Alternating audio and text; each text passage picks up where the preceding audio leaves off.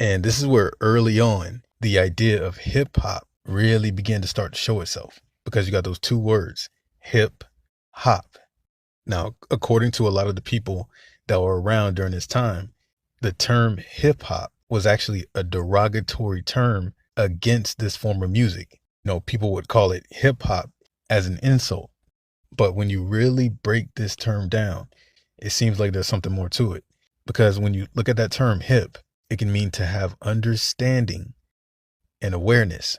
And when people use the word hip back, during this time in the 70s, it basically meant that you were aware of what was going on, that you understood what was happening and, basically had a full grasp on whatever that particular thing is. You were hip to what was going on. So basically being hip was being consciously aware. And then you match that up with the word hop, which is referring to something making you move, something making you dance. And you got hip hop, a form of music that is keeping you consciously aware while also making you move, making you dance. And as hip hop continued to grow, you could really start to see that this is what it was about. And you could just see the influence of this music.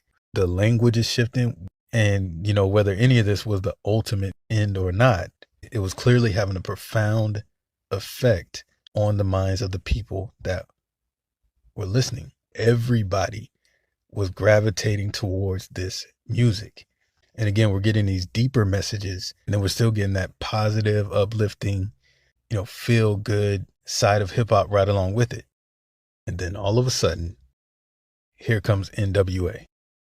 Everything that all these other rappers are trying to speak out against and are trying to use this music to elevate people away from, NWA is embodying on this more exaggerated scale.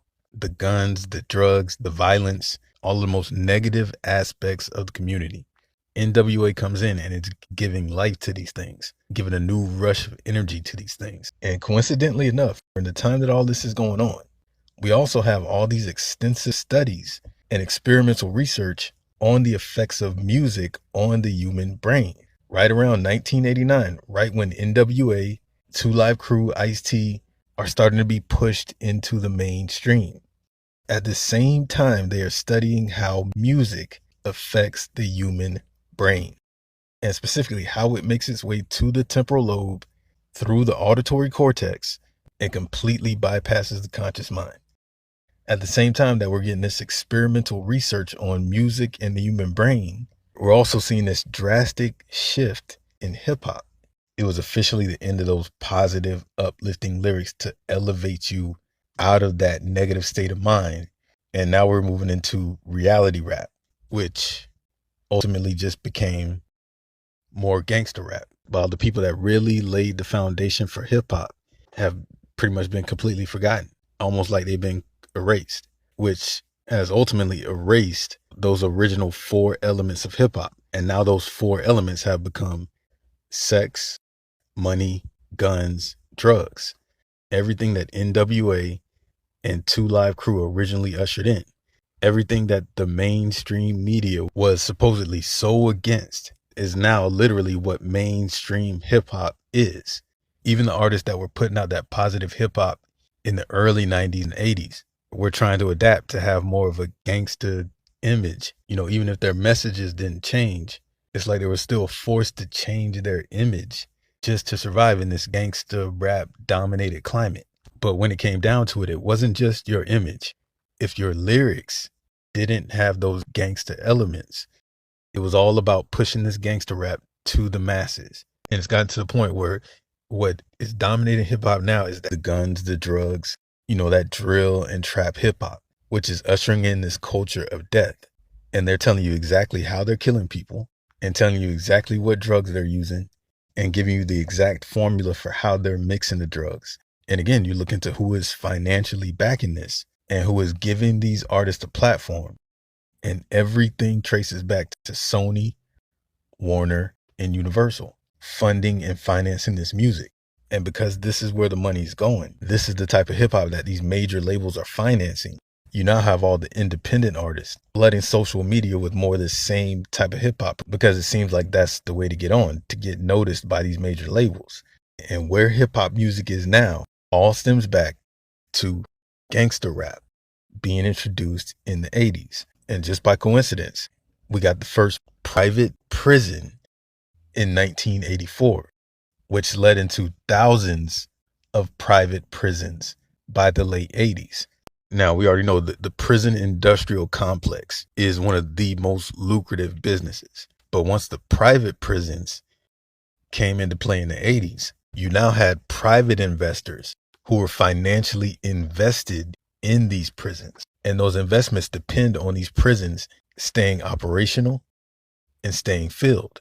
And these private companies that own these prisons are actually contracted out by the government. So these private companies are basically government contractors that have to meet certain guidelines laid out by the government in order to maintain ownership of these prisons. And a lot of these government contracts with these private prisons require a 90 to 100% occupancy rate, meaning that they need to have these prisons filled 90 to 100% with prisoners.